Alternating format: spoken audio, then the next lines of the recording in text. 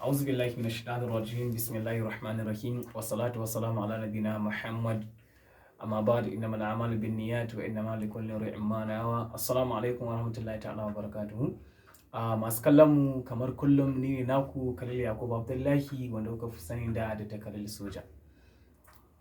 Idan wannan zuwa naka shine na farko wannan tasha tamu mai suna da ta Khalil Soja TV, ka danna mana subscribe sannan ka danna mana alamar kararrawa domin sanar da ku da zarar mun ɗora bayanai.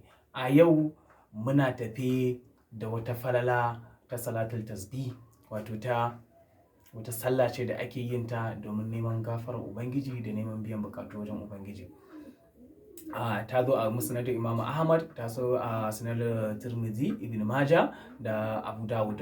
Wannan sallallahu alaihi wasallam wannan ta tabbata, duk da wasu malamai dai suna cewa bata inganta ba, amma a cikin littattafai da dama wannan hadisi ya tabbata.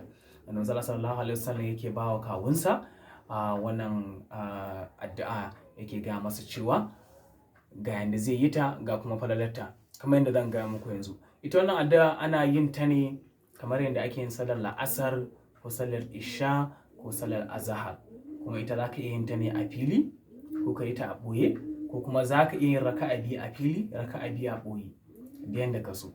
Yadda ake yin wannan sallar shi ne bayan ka yi karatun fatiha kamar yadda aka saba a farilla, a nafila kai afwan, ka yi karatun fatiha ka yi sura, kafin ka tafi ruku'u za ka yi wannan addu'ar. Za ka ce subhanallah walhamdulillah wala ilaha illallah wallahu akbar, za ka yi ta guda 10.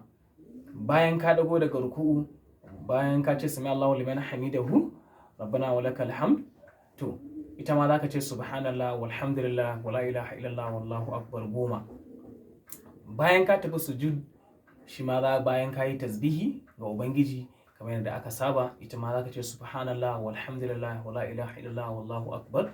Bayan ka ɗago ka yi istighfari ka nemi gafarar Ubangiji, nan ma za ka ce subhanallah walhamdulillah wala ilaha illallah wallahu akbar.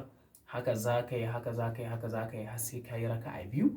Ka yi raka'a biyu ka zo ka yi zaman tahiya, nan ma za ka ce subhanallah walhamdulillah wala ilaha illallah wallahu akbar. Za ka yi sallama, za ka tashi za ka ƙara kawo raka'a biyu kamar yadda na gaya muku a farko. In ka so raka'a farko, rako'in biyu na farko ka yi sa a bayyane ko ka yi a ɓoye, rako'in biyu na ƙarshe ka yi sa a bayyane ko ka yi a ɓoye, duk wanda ka so, ko kuma gaba ɗaya ka yi sa a bayyane ko kuma gaba ɗaya ka yi sa a ɓoye, duk wanda ka so za ka iya yi. Idan kai wannan raka'a ta biyu, kai raka'a ta biyu guda biyu kai sallama, kafin kai sallama an kai tahiyya kamar yadda aka sani a tahiyatul lahi, kai ta kai salatin manzo sallallahu alaihi wasallam, kai ibrahimiyya ko kuma kai salatin manzo sallallahu alaihi wasallam da ya koyar da mu dai kai su, to sai ka ce subhanallah walhamdulillah wala ilaha illallah akbar, shi ma guda 10. Za ka yi sallama, za ka tashi za ka ƙara ƙaro raka'a biyu kamar yadda na faɗa a baya. Duk karatun sura da fatiha an kai za ka yi wannan subhanallah, tasbihin walhamdulillah wala ilaha illallah wallahu akbar. In kai ruku'u ma bayan ka ce subhana rabbil azim wa bihamdi, nan ma za ka faɗa. In ka dago bayan ka ce sami Allahu liman hamidahu rabbana walakal hamd, nan ma za ka faɗa. In kai ruku'u za ka faɗa, in ka dago daga ruku'u za ka faɗa.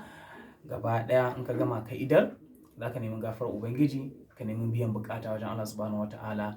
Biznillahi ta'ala mutum za mu ga buɗi, ko in ce duk wanda ya wannan addu'o'in zai ga buɗi, zai ga samun nasara. Kuma in dai tsakaninka ne da Allah, Allah subhanahu wataala zai yafe maka duk kurakuran da kai masa, in dai tsakaninka ne da shi.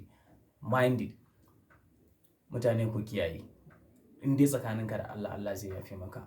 Amma in wani ka cuta, ka je ka nemi yafiyar wani. Wannan wanda Allah ya ce ne in dai shi ka saba, wato albarka annabi da aka manzo sallallahu alaihi wasallam ya ga mana cewa zai yafe maka. Duk da cewa Allah subhanahu wataala in ya ga dama, ko da ka cuci wani ranar gobe kiyama, a cikin rahamarsa Allah yana iya biyan wanda ka cuta ya shigar da kai. Amma dai abin da aka ce shine saban ka tsakaninka da Ubangiji, Allah subhanahu wataala zai yafe maka.